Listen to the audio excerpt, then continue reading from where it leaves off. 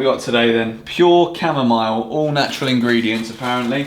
That's what they tell you anyway. We're going to stick one of these tea bags in the old cup. If you want to know a story about this mug, it's a Usain Bolt mug. Bought it from his restaurant in Jamaica called Tracks and Records. There was absolutely no one in the restaurant at the time we arrived there. Usain Bolt had been in 10 minutes before we arrived and had his lunch and left. So could have met Usain. Instead, I got a mug. But anyway, gonna make a cup of tea. We're gonna sit on the couch. Gonna talk Chelsea transfer news.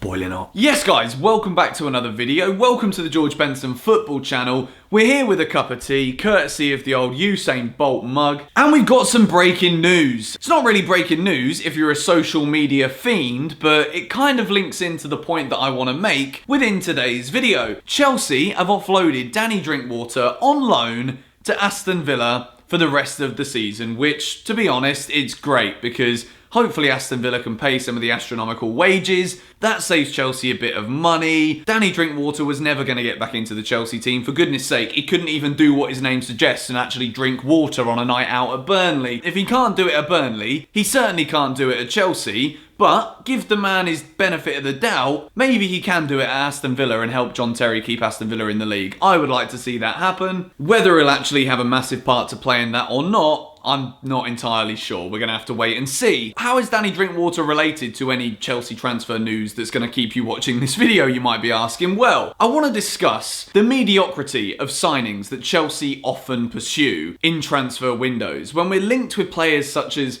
Timo Werner, Jadon Sancho, everyone gets excited. These are the kind of caliber of players that we all know are going to be able to upgrade what is currently a very strong foundation at Chelsea. If I can paint an image for you for a second, when you build a house, you can't just put a load of bricks on top of one another with cement in the middle. You've got to dig the foundations to be able to have good drainage, to be able to, I don't know, I'm not a flipping builder, my dad is, I should have called him and asked him before. Chelsea have that foundation. We have dug deep, we've found the roots of the club, we've allowed them to sprout this season. We've got Joe Edwards, Jody Morris and Frank Lampard at the club who know this club better than anybody else. We've got the young players that bleed blue, that have been here since they were 6, 7, 8 years old, coming into the first team, making a positive impact and coming together to make all of the Chelsea fans and the players and just to make the club a big community again, which is amazing. We're linked with these players like Werner, Sancho. The reality of the situation is, over the years, we have been linked with some of the greatest players in the world, but we've ended up with Danny Drinkwaters. We've ended up with Bakayoko, Zappa-Costas, Alvaro Morata, and I did think at one stage, I went to Stoke away when Alvaro Morata scored that hat-trick and we won the game 4-0. I did think, for 90 minutes and then like a 3-hour journey home,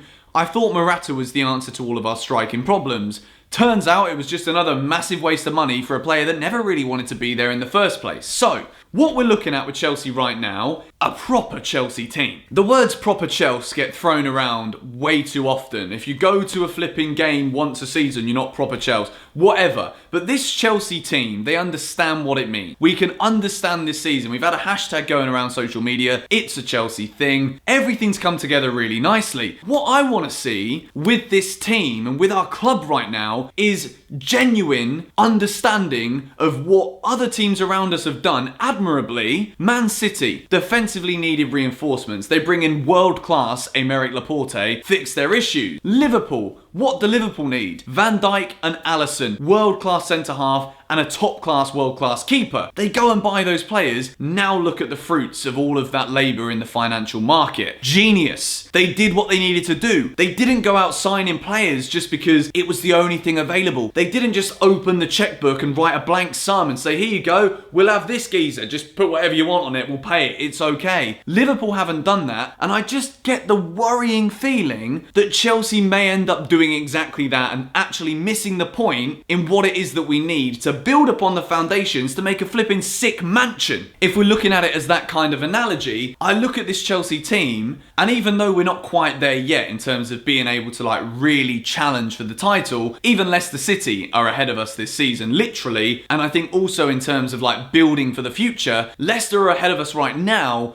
but with the financial backing and the steam that Chelsea have as a club, we could overtake very, very quickly and put ourselves in the same bracket as a Manchester City or as a Liverpool. You know, potentially Wilfried Zaha. He's gone and got a new agent. Pini Zahavi's his new agent. Supposedly it's between United, Bayern Munich and Chelsea for the signature of Wilfried Zaha. However, you know what? We're going to pull your flipping pants down. 80 million quid. I look at that. I also look at the fact that Chelsea spent 26.6 million, mind-blowing, to get rid of Antonio Conte and his backroom staff. You start adding sums of money like that onto 80 million and you think, alright, well, if we could just like dig a little deeper and try and scratch out from that tissue that went mouldy when you washed it in the flipping washing machine, find a few more pennies, you could start to, I mean, it's millions of pounds, but you know, pennies, it all makes sense a little bit in my head. If Chelsea can spend hundreds of millions on mediocre players that haven't got us anywhere, and we can see that, those players have not impacted Chelsea Football Club really in a positive way to grow us as a club. We can spend 26.6 million to sack a manager and his backroom staff. I want to see us being extremely ambitious and spending our money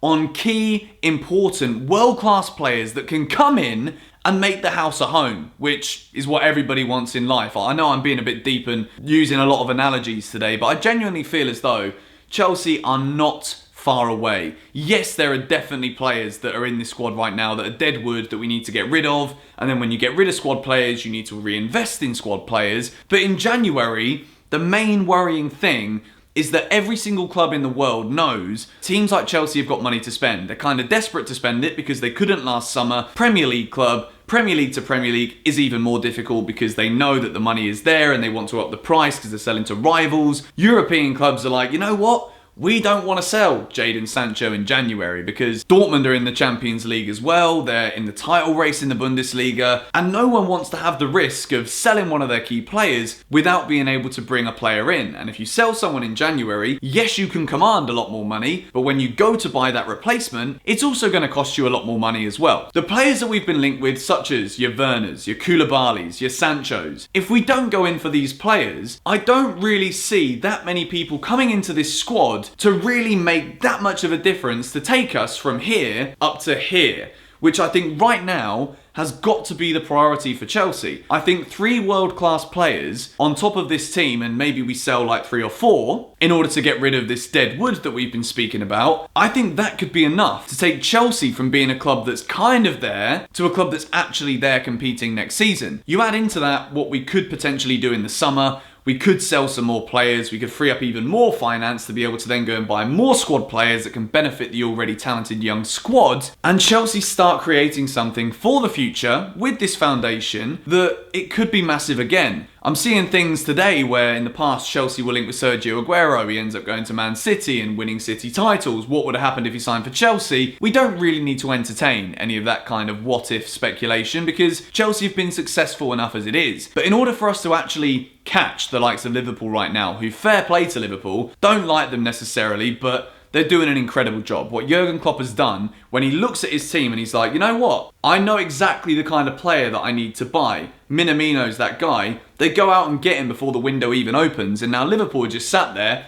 rubbing their hands as everyone else, like Chelsea, starts panicking because they've got to spend above and beyond for players that may not even succeed at their club, such as Wilfried Zaha. This all comes back to Wilfried Zaha and the news that Chelsea are well and truly still in the race for him. He is a good player. But 80 million, when I look at where that could go, if we were to bide our time to the summer, or just spend a little bit more to get someone who I really do think is an extra calibre above, I think that money could be invested better elsewhere. And right now with this Chelsea team, if we're going to spend 80 million in January, it has to be a defender. It has to either be a left back or a centre back. And if we're going to spend 80 million on Zaha, yet we still neglect signing someone in defence because we can spend more money because it's January, I don't know if Chelsea's priorities in the transfer market are where they should be, which does make me a little bit worried. I'm not going to lie. So this video might have come across as being like a little bit messy. I hope you understand the point I'm trying to make. I don't think Chelsea are very far away from building a very special team. I just don't want us to get flipping whipped in this January transfer window and spend more money than's necessary on a player that we could wait for when we should really be investing heavily in the defence right now. That is the be all and end all of it from me. Gonna go into a few more defenders that we could possibly sign, including left backs, in tomorrow's video or the day after. There might be something different tomorrow as well. Let me know your thoughts. Where should Chelsea be prioritising their money in this January transfer window? Do you think we're better off spending big money now on a player that might not be at the level exactly that we want in terms of this world-class ability? Wilfried Zaha is very, very good, and it could be the difference between Chelsea getting top 4 or not, which would suggest that he would be a great signing for Chelsea. If he can come in and score enough goals and create enough chances for the rest of this team to score more goals, then I fully endorse the Wilfried Zaha move. However, I can't get it out the back of my mind that we are being heavily linked with Jadon Sancho. He would be, yes, more money than Wilfried Zaha, but I think in terms of what he would bring Chelsea for the long haul, for this big idea that we've got clouding over us right now that could really be something special, I think that Jadon Sancho would be a better player to wait for if we're going to spend that kind of funds on a winger or on a forward player. So I've said it before, I'll say it again, Kalidou Koulibaly, we've just got to go for him. Gonna leave it there. Thank you guys for watching the video. I've not yet picked the winner of the shirt. I know people are going to be asking me in the comments. I will do it in tomorrow's video. Rest assured, I will announce who's won the shirt in tomorrow's video. Thank you guys for watching. Love you all. I'll see you all later.